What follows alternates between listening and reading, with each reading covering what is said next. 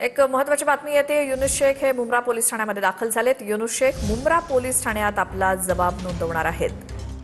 गेल्या काही दिवसांपासून ते नॉट रिचेबल होते अशी बातमी होती। त्याचसोबत सेहर शेख देखील नॉट रिचेबल। मात्र यानंतर आता युनुस शेख हे मुंब्रा पोलीस ठाण्यामध्ये स्वतःहून दाखल झालेत आणि ते पोलीस ठाण्यामध्ये आपला जबाब नोंदवणार आहेत। जात पडताळणी प्रमाणपत्रासंदर्भात युनुस शेख यांच्यावरती आरोप आहेत आणि मुंब्रा पोलीस ठाण्यामध्ये ते दाखल झालेत। त्यांचा जबाब तिथे नोंदवला जाणार आहे।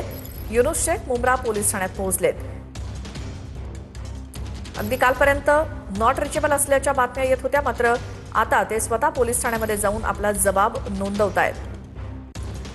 सेहर शेख, युनुस शेख पराभव झाल्यानंतर काही लोकांना आराम असतो, त्यामुळे सगळं फटका ते जलन आहे त्या लोकांना। पोरी कशी का वाढली, त्याला कसा काय हे करायचं ते सगळे चाललेले। पण आपण एकच सांगतो तुम्हाला, करारा जवाब मिळेगा। किती दिवसात भेटणार, तुम्हाला कळवणार आम्ही। काय काय पुरावा तुम्ही सादर करणार या संदर्भात? जे आहे आमच्याकडे सच्चा पुरावा सादर करणार। पण तुमचं गाझियाबादचं जे सर्टिफिकेट होतं सर, ते आता काही सांगणार नाही मी त्याच्याबद्दल, पण मी जबाब देणार 2 दिवसात तुम्हाला।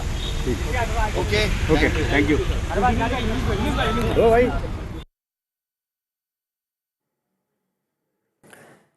आणखी एक महत्त्वाची बातमी बघणार आहोत, ती म्हणजे नॉट रिचेबल असलेल्या सेहर शेख वानखेडेवरती क्रिकेट मॅचच्या सामन्याला मात्र उपस्थित होत्या।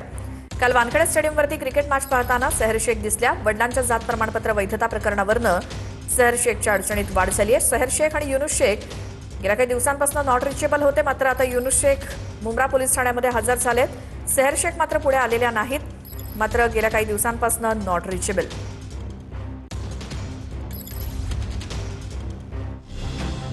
नॉट रिचेबल असणारी सेहर शेख वानखेडे स्टेडियमवर दिसली। मुंबई आणि पंजाबचा सामना पाहण्यासाठी सेहर शेख वानखेडे मैदानात उपस्थित होती।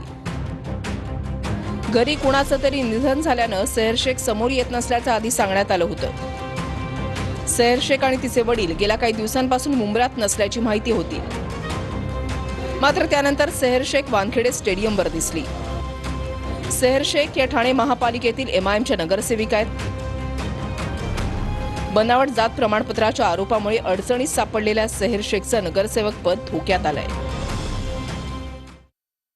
सरचं एक वानखेडे स्टेडियम मधला व्हिडिओ व्हायरल झालाय, ती देखील नॉट रिचेबल आहे। कुठे फिरायचं नाही का, कुठे जायचं नाही का, वानखेडेला इथे तिथे जाऊ शकतो। पण सर पुढचं काय पाऊल असणार आहे?